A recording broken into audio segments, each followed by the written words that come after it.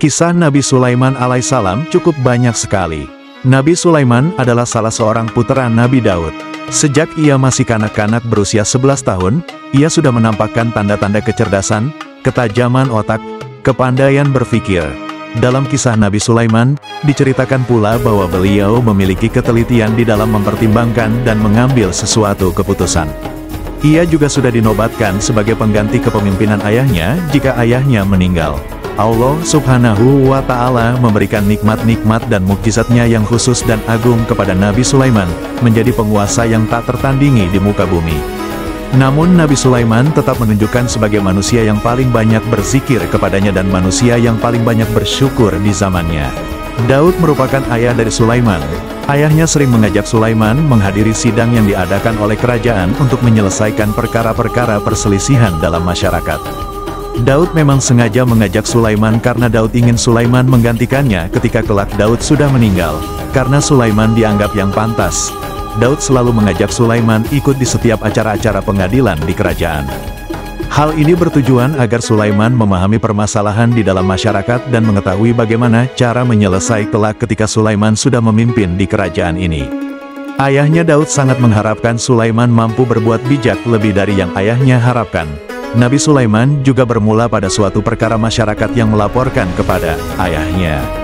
Masalah itu soal perkarangan kebunnya yang rusak akibat hewan ternak temannya. Kemudian Sulaiman mendengar itu.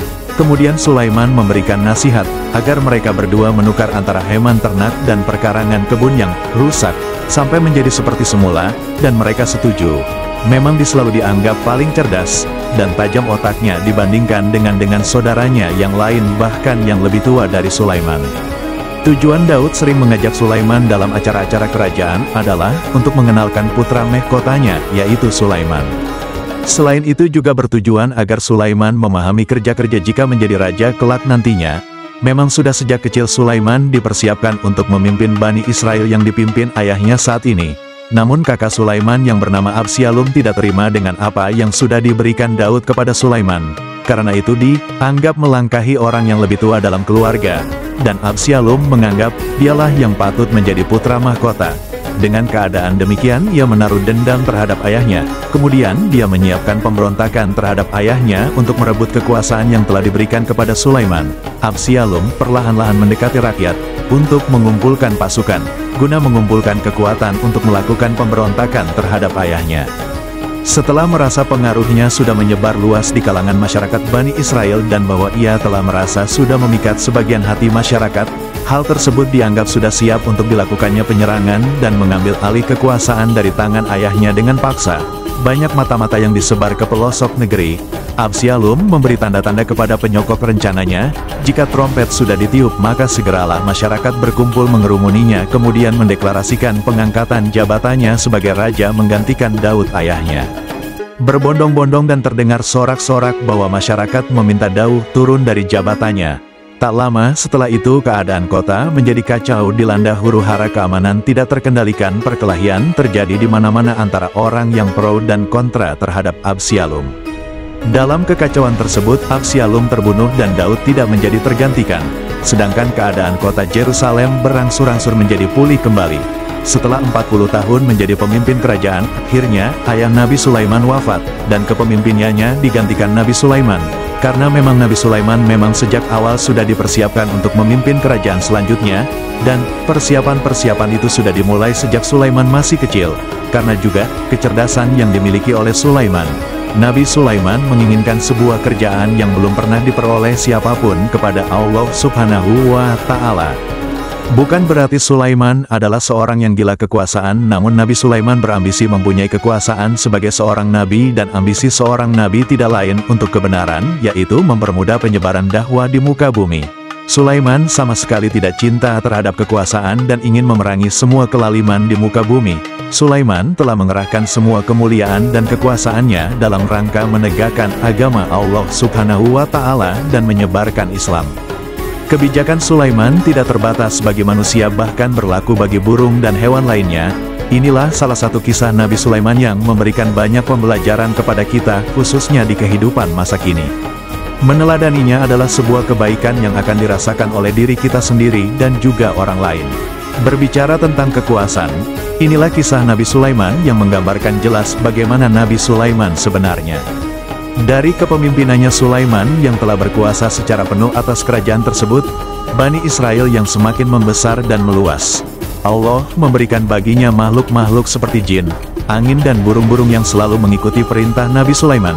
Allah juga memberikan tembaga yang mengalir yang bisa digunakan untuk pembangunan dan sebagainya. Salah satu mukjizat yang diberikan Allah Subhanahu wa Ta'ala kepada Sulaiman adalah bahwa kesanggupan Sulaiman menangkap maksud yang terkandung dalam suara binatang-binatang.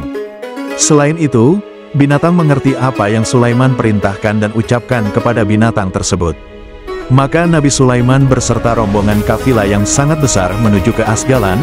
Nabi Sulaiman mampu mendengar semut berbicara dan ia memerintahkan semut tersebut tunduk pada perintahnya. Kekuatan pasukan sangatlah besar, bahkan kekuatan itu tidak pernah ada tandingannya di bumi ini. Kekuatan Nabi Sulaiman berasal dari kombinasi yang mengagumkan sehingga pasukannya tidak dapat tertandingi. Kekuatan tersebut berasal dari manusia, jin, burung, semut dan hewan lainnya. Jin adalah makhluk Allah Subhanahu wa Ta'ala yang bagi manusia adalah kasat mata atau manusia tidak mampu melihat atau meminta pertolongan padanya. Namun Sulaiman telah diberi Allah Subhanahu wa Ta'ala kemampuan untuk menundukkan jin dan mempekerjakan mereka sebagai tentara dan pekerjaan kasar di kerajaannya. Burung yang diperintahkan Sulaiman sangatlah penting, yaitu sebagai badan intelijen. Agar mudah mengetahui keadaan musuh-musuhnya, ia terbang di tengah-tengah musuh lalu kembali ke Sulaiman untuk menyampaikan berita tentang musuhnya. Informasi ini sangat berguna karena itu pasukan Sulaiman sangat kuat, bahkan untuk memenangkan mereka sangatlah mustahil. Mukjizat lain yang diberikan Allah Subhanahu wa Ta'ala kepada Sulaiman adalah Nabi Sulaiman dapat memerintah angin dan mampu untuk menaiki angin tersebut bersama tentaranya. Allah Subhanahu wa Ta'ala memberikan kemampuan ini untuk kepentingannya. Karena itu pasukan Sulaiman juga terdiri dari pasukan udara dan menjadi sebab kejayaan militernya sehingga pasukannya tidak tertandingi. Di dalam kisah Nabi Sulaiman diceritakan beliau mendapatkan satu kemampuan yang nabi lain pun tidak pernah mendapatkannya, yaitu dapat menundukkan setan. Setan adalah salah satu jin yang celaka. Sebenarnya manusia tidak dapat memerintahkan mereka, bahkan jin saleh pun tidak bisa, namun Allah Subhanahu wa Ta'ala telah memberinya kekuasaan untuk menundukkan dan mempekerjakan setan. Sulaiman mempekerjakan setan untuk membangun istana dan patung-patung serta alat perang. Bahkan menyelam di dasar laut untuk mengeluarkan permata dan yakut untuk Sulaiman. Jika ada setan yang tidak patuh pada perintahnya, maka Nabi Sulaiman mengikatnya dengan rantai. Kemampuan tersebut sebagai bukti mukjizat darinya bahwa ia dapat mengatur banyak makhluk. Kisah Nabi Sulaiman selanjutnya adalah ketika beliau membangunkan Baitul Maqdis dan melakukan perjalanan ibadah haji sesuai dengan janjinya. Kemudian ia meneruskan perjalanannya ke Yaman. Setibanya di kota Yaman, Nabi Sulaiman memanggil burung hudhud untuk mencari tahu sumber mata air terdekat di tempat yang sangat kering dan tandus itu. Namun burung tersebut tak ada yang datang. Nabi Sulaiman sangat marah karena burung hudhud tak ada yang datang kepadanya. Nabi Sulaiman mengancam akan memberikan hukuman kepada burung hudhud tak hadir itu jika burung hudhud datang tanpa sebuah alasan. Sampai burung hudhud datang dan hinggap di depan Nabi Sulaiman sambil menunduk dan ketakutan. Burung hudhud memberikan alasannya bahwa burung hudhud telah melakukan pengintaian dan memberikan informasi yang sangat penting untuk diketahui oleh Nabi Sulaiman. Bahwasannya, burung tersebut telah melihat ada sebuah kerajaan yang sangat besar dan mewah di negeri Sabah yang dipimpin oleh seorang ratu. Ratu tersebut duduk di sebuah takhta yang sangat mewah bertaburkan permata yang berkilau. Burung hudhud melaporkan bahwa ratu dan rakyatnya tidak mengenal Tuhan sebagai pencipta alam semesta. Mereka tidak menyembah dan sujud kepada Allah, melainkan mereka menyembah matahari. Mereka menyembah di kala terbit dan terbenamnya matahari. Kemudian atas informasi yang dijelaskan oleh hudhud, maka Nabi Sulaiman mengampuninya atas informasi yang sangat penting tersebut. Atas kebenaran-kebenaran berita tersebut, Nabi Sulaiman menyuruh burung hudhud untuk mengirimkan surat kepada ratu tersebut. Kemudian menyuruh buang hudhud cepat kembali, sambil menunggu surat balasan dari ratu itu.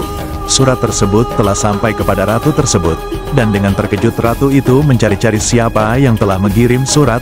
Ratu bertanya-tanya. Surat tersebut berisi, dengan nama Allah yang Maha Pengasih dan Penyayang, surat ini adalah dariku Sulaiman. Janganlah kau bersikap sombong terhadapku dan menganggap lebih tinggi daripada aku, datanglah berserah diri kepadaku. Nabi Sulaiman pun masih berlanjut. Setelah membaca berulang-ulang kemudian Ratu Balqis memanggil pembesar dan penasihat untuk membicarakan mengenai isi surat tersebut, dan untuk mengambil keputusan apa yang seharusnya diambil. Namun, para penasihat memberikan keputusan sepenuhnya kepada Ratu Balqis, karena semua nasihat tidak dididik untuk berpikir melainkan untuk berperang. Apapun keputusan yang keluar dari ratu, para penasihat akan melaksanakannya demi keselamatan ratu dan demi kerajaan tersebut. Para penasihat pun tunduk dan patuh atas semua perintah Ratu Balqis. Namun Ratu Balqis menjawab untuk menggunakan jalan damai tanpa harus menggunakan kekerasan dan peperangan. Ratu pun takut jika terjadi kekerasan atau peperangan, musuh akan masuk ke kota-kota dan pasti itu akan mengakibatkan kerusakan dan kehancuran yang sangat menyedihkan dan juga akan mengakibatkan kerugian yang sangat besar dan mereka akan menghambakan rakyatnya serta merampas segala harta yang dimilikinya serta mengambil peninggalan dari leluhurnya. Ketakutan Ratu Balqis atas hal itu, menyebabkan Ratu Balqis mengambil jalan damai agar kerusakan dan kekacauan itu tidak terjadi di kerajaannya. Karena kerajaan tersebut sangat berharga bagi Ratu Balqis dan jika kerajaan itu hancur maka rugi besarlah Ratu Balqis yang selama ini telah membangun kerajaannya yang sangat besar tersebut. Ratu pun membalas surat dari Nabi Sulaiman dengan mengirimkan beberapa hadiah barang-barang yang mewah dan bermutu tinggi yang dapat meluluhkan hati Nabi Sulaiman dan akan dapat menyilaukan matanya. Ratu ingin melihat bagaimana reaksi Nabi Sulaiman dan bagaimana Sulaiman menerima utusannya. Di dalam kisah Nabi Sulaiman, diceritakan beliau menerima utusan dari Ratu Balqis dengan ramah tamah dan mereka menyampaikan maksud dan tujuan mereka datang dengan hadiah dari kerajaan yang dibawanya. Namun Nabi Sulaiman menyuruh mereka kembali ke kerajaannya, serta membawa kembali hadiah-hadiah yang dibawanya atas suruhan Ratu Balqis. Nabi Sulaiman berkata, "Kembalilah kamu dengan hadiah-hadiah ini kepada ratumu. Katakanlah kepadanya bahwa Allah telah memberiku rezeki dan kekayaan yang melimpah ruah dan Allah telah mengaruniaiku dan nikmat yang tidak diberikan kepada seseorang daripada makhluknya. Aku telah diutus menjadi nabi dan rasulnya dan kerajaan yang luas." Nabi Sulaiman pun menyuruh pulang utusan dari Ratu Balqis serta menitip pesan akan mengirimkan tentara yang kuat yang tak terkalahkan yang akan mengeluarkan ratu dan pengikutnya sebagai orang yang sesat dan dapat menghancurkan kerajaannya jika Ratu Balqis tidak datang di hadapan Nabi Sulaiman untuk berserah diri. Utusan dari Ratu Bilqis pun tiba di kerajaan dan melaporkan apa yang terjadi di sana dan apa yang telah diucapkan Nabi Sulaiman. Utusan itu menyampaikan jalan terbaik untuk menyelatkan kerajaan dan ratu adalah dengan ratu datang berserah diri kepada Nabi Sulaiman di istananya. Nabi Sulaiman akan menunjukkan kekuasaan gaib di luar kekuasaan lahirnya. Kisah Nabi Sulaiman memang memberikan banyak sekali pengalaman hidup maupun sifat yang bisa kita teladani. Hasrat Nabi Sulaiman untuk menunjukkan kepada Ratu Balqis tentang kekuasaan gaib, bahwa apa yang diancamkan atas putusan Ratu Balqis bukanlah omong kosong. Kemudian bertanyalah beliau kepada jinnya, siapa di antara mereka yang sanggup mendatangkan tahta Ratu Balqis sebelum dia datang untuk berserah diri? Jin Ifrit berkata, aku sanggup membawakan tahta Ratu Balqis dari istana sebelum engkau sempat berdiri dari tempat dudukmu. Aku adalah pesuruhmu yang kuat dan dapat dipercaya. Jin Ifrit merupakan jin yang cerdik. Seorang yang lain berkata, akan dibawanya takhta Balqis sebelum engkau memejamkan mata. Nabi Sulaiman bersyukur atas rahmat yang didapatnya. Untuk menyambut kedatangan Ratu Balqis, Nabi Sulaiman memerintahkan pasukannya agar mengubah warna takhta Ratu Balqis yang sudah di depannya. Setelah ratu itu tiba beserta pengiringnya, Nabi Sulaiman bertanya, serupa inikah takhtamu? Balqis menjawab, seakan-akan ini adalah takhtaku sendiri. Selagi Ratu Balqis sedang berpikir kebingungan melihat tahtanya sudah berpindah ke istana Sulaiman, Ratu Balqis dibawa ke sebuah ruangan yang dibangun untuk menerima Ratu Balqis. Lantai dan dindingnya terbuat dari kaca putih. Ratu Balqis mengira itu adalah kolam. Segeralah Ratu Balqis mengangkat pakaiannya sebab takut basah. Padahal hanya kaca. Ratu Balqis menyadari kesalahannya terhadap dirinya atas kebesaran dan kekuasaan Tuhan yang dipertunjukkan oleh Nabi Sulaiman. Ratu Balqis mengaku telah lama tersesat di jalan yang salah hingga berpaling dari Tuhan, hingga merugikan diriku sampai jatuh ke cahayamu dan rahmatmu. Ampunilah aku, kata Ratu Bilqis. Kemudian Ratu Balqis berserah diri kepada Sulaiman nabimu dengan ikhlas. Dengan keyakinan penuh, Ratu Balqis telah merasa bersalah yang teramat besar atas jalan yang diambilnya. Ia merasa telah menyesatkan dia dan menyebabkan dosa yang besar. Maka dari itu kasihinilah diriku wahai Tuhan yang Maha Pengasih. pengampun serta maha penyayang. Ratu Balkis menyesal